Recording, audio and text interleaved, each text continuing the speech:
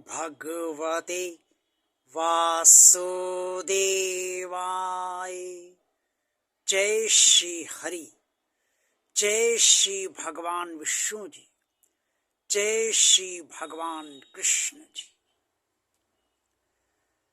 सर्वशक्तिमान परम परमात्मा भगवान श्री कृष्ण जी ने अर्जुन को कुरुक्षेत्र के मैदान में ज्ञान देते हुए ये स्पष्ट तौर से बताया है कि संसार के समस्त प्राणियों का निर्माण परमात्मा ने किस तरह से किया है। भगवान श्री कृष्ण जी ने अर्जुन को ये ज्ञान देते हुए जो कहा वो श्रीमद् भगवद गीता के अध्याय 7 में श्लोक 4 से लेकर 6 तक में वर्णित है।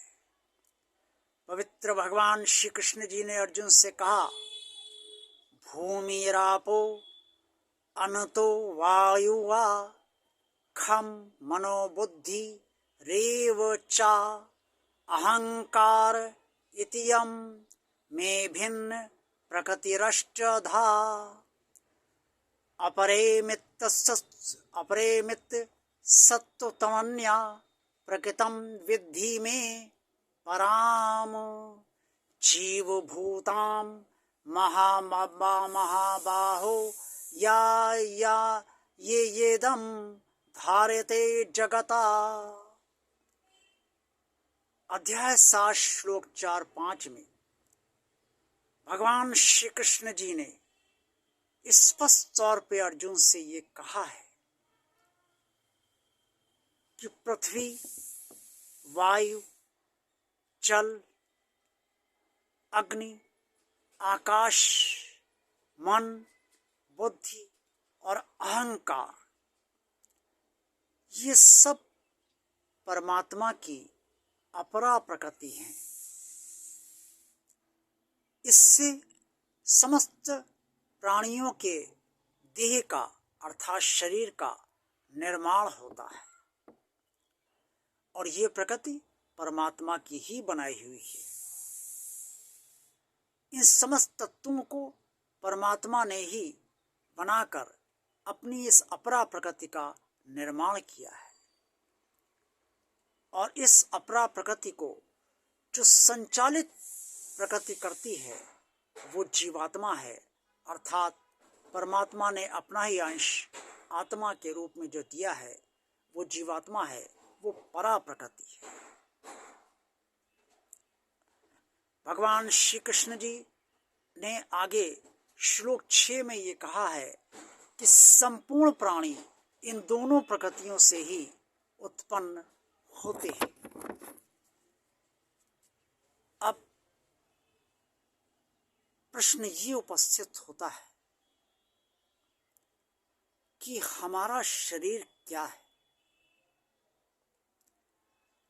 हमारा शरीर भगवान की बनाई हुई प्रकृति अपरा अर्थात जड़ प्रकृति और परा अर्थात चेतन प्रकृति। चेतन प्रकृति हमारे भीतर विराजमान ईश्वर की दी हुई आत्मा जिसने शरीर धारण करा है, इसलिए उसे जीवात्मा कहा जाता है।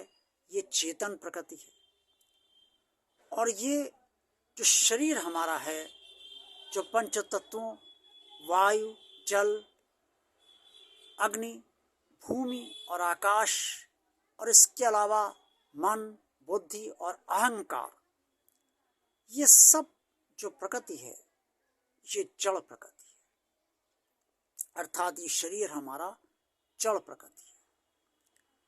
हमारे इस शरीर के भीतर परमात्मा का अंश आत्मा है। शरीर धारण करने के कारण यही आत्मा जीवात्मा कही जाती है। अब जब मृत्यु होती है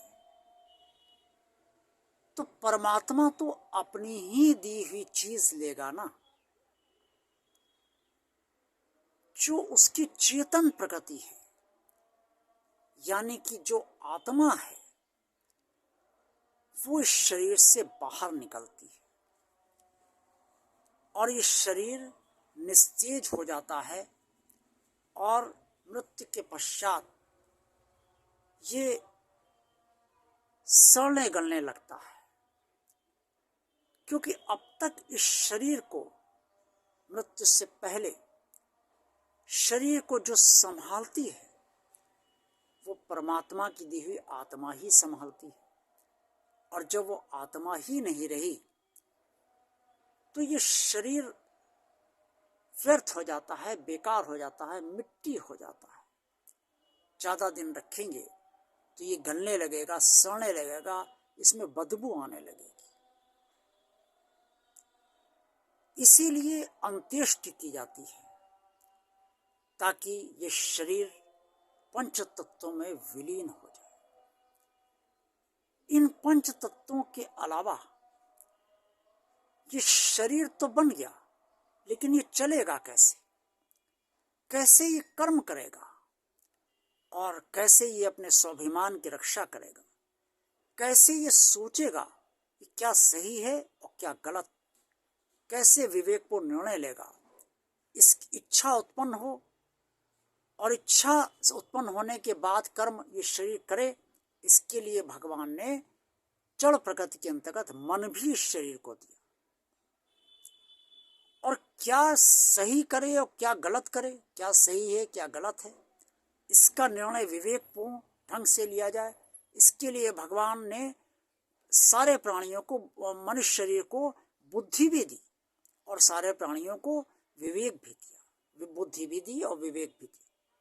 ये अलग बात है कि मनुष्य की बुद्धि समस्त अन्य प्राणियों के मुकाबले ज़्यादा तीक्ष्ण है और विवेक भी ज़्यादा तीक्ष्ण है। अन्य प्राणियों का इतना तीक्ष्ण विवेक नहीं होता है, ऐसा कहा जाता है। इसके अलावा अहंकार भी दिया। अहंकार मतलब स्वयं के आकार का अहम, ये समझना कि मैं क्या, मैं शरीर। तो ये जो अहम है, अर्थात इस शरीर के जो आकार है उसका अहंकार, उसका साधारण भाषा में घमंड, ये भी भगवान ने दिया। क्योंकि अगर ये नहीं होगा तो मनुष्य को अपनी परवाह ही नहीं होगी। उसे कोई कुछ कह के चला जाए तो भी वो उसे गलत नहीं मानेगा, और अगर उसे कुछ कर्तव्य कर्म करने हैं तो उसके अंदर स्वाभिमान की भावना ही नहीं रहेगी, वो कुछ करेगा ही नहीं। इसलिए भगवान ने इस जड़ प्रकृति के अंतर्गत अहंकार भी समस्त प्राणियों को दिया। अब ये शरीर तो बन गया, लेकिन इस शरीर के बनने के बाद ये शरीर संचालित कैसे होगा?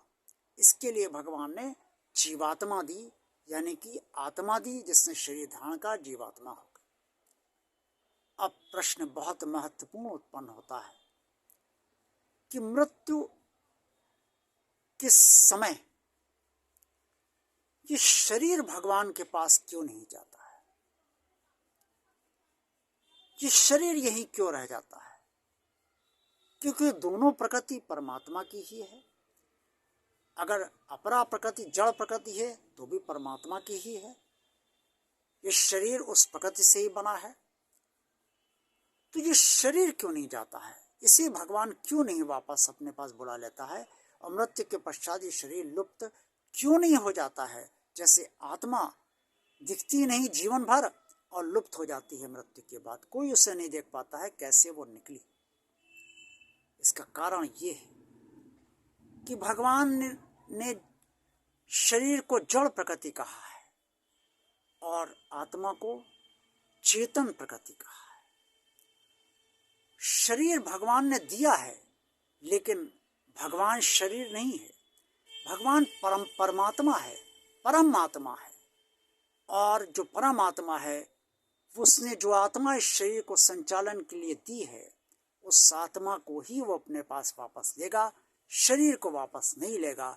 इसीलिए शरीर मृत्यु के पश्चात यहीं रह जाता है। इसकी अंत्येष्टि करनी पड़ती है, ये अग्नि में प्रज्वलित करना पड़ता है। लेकिन आत्मा तो सीधे परमात्मा के पास चली जाती है। उसे किसी भी पंच तत्वों से नहीं बनी है। वो जड़ प्रकृति नहीं है, वो चेतन प्रकृति है।